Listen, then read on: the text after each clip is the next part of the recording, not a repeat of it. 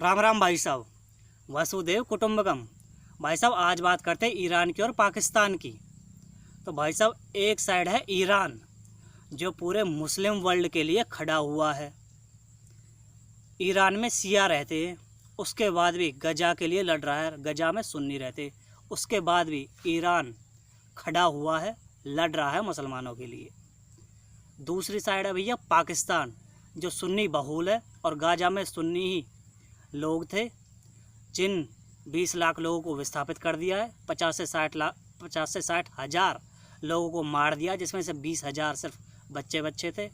कभी लेबनान में air strike करके 600 को मार दिया जाता है, कभी बेरूत में 15 लोगों को मार दिया जाता, कभी 37 लोगों को गोलन हाइट्स में मार दिया जाता है।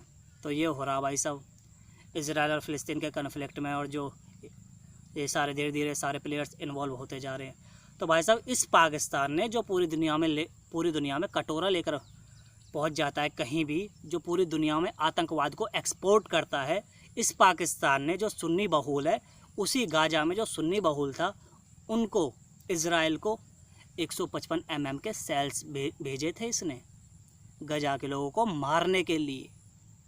देख रहे हो भाई साहब, फिर ये बात करता है मुस्लिम वर्ल्ड की। ये पाकिस्तान ये कुछ नहीं कर सकता, ये दुनिया से भीख ले सकता है और दुनिया को एक्सपोर्ट में टेररिज्म दे सकता है, आतंकवाद दे सकता है बस। दूसरी तरफ ईरान है जो शिया बहुल है और उसके बाद भी पूरे मुस्लिम वर्ल्ड के लिए लड़ रहा है, खड़ा हुआ अकेला। देख रहे हो डिफरेंस। फिर ये बात करते हैं पाकिस्तान वाले मुसलमानों की। अरे भैया इनके कुछ नहीं है, इनके खाने के लाले पड़े हुए हैं, इनकी थाली में रोटी नहीं बची है। बलोचिस्तान में इनका बुरा हाल है, सिंध में ये मॉल को लूट लेते हैं, कोई मॉल ढंका से लग जाए, इतने बुरा हाल कर दिया पाकिस्तान की आर्मी ने और आतंकवादियों ने वहाँ का।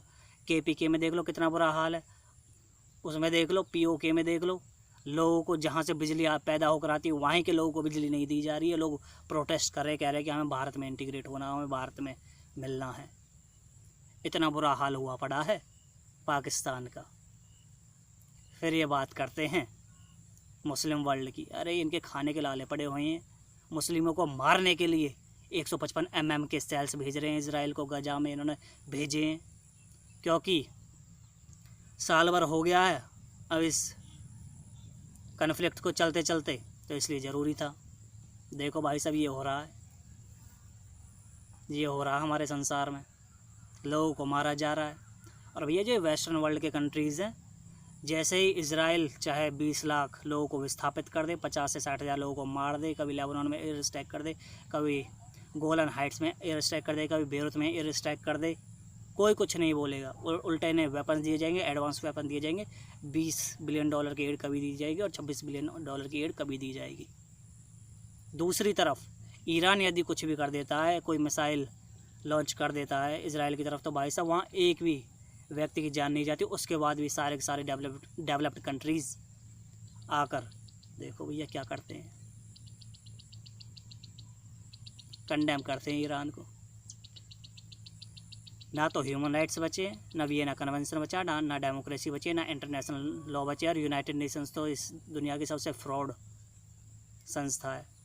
जो भारत के 1.4 बिलियन पीपल रहते हैं भारत में, 140 से 145 करोड़ लोग, जहाँ पर परमानेंट सीट नहीं है UN में, ना ही वीटो पावर है। उधर देख लो, उधर हमारे भाई बहन रहते हैं अफ्रीका में, उनको देख लो, 1.4 बिलियन की आबादी है वहाँ की, वहाँ से भी किसी की रिप्रेजेंटेशन नहीं है। तो क्या फ़ायदा है ऐसी बेकार संस्था का, यूनाइटेड नेशंस का।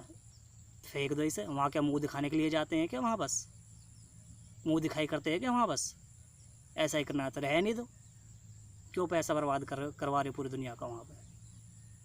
ये हो रहा भाई साहब, यूनाइटेड नेशंस नहीं है किसी भी काम का जब तक ये भारत को वीटो पावर ना दे, जब तक ये अफ्रीका जो उपमहाद्वीप है, पूरा महाद्वीप है, उसको वीटो पावर ना दे।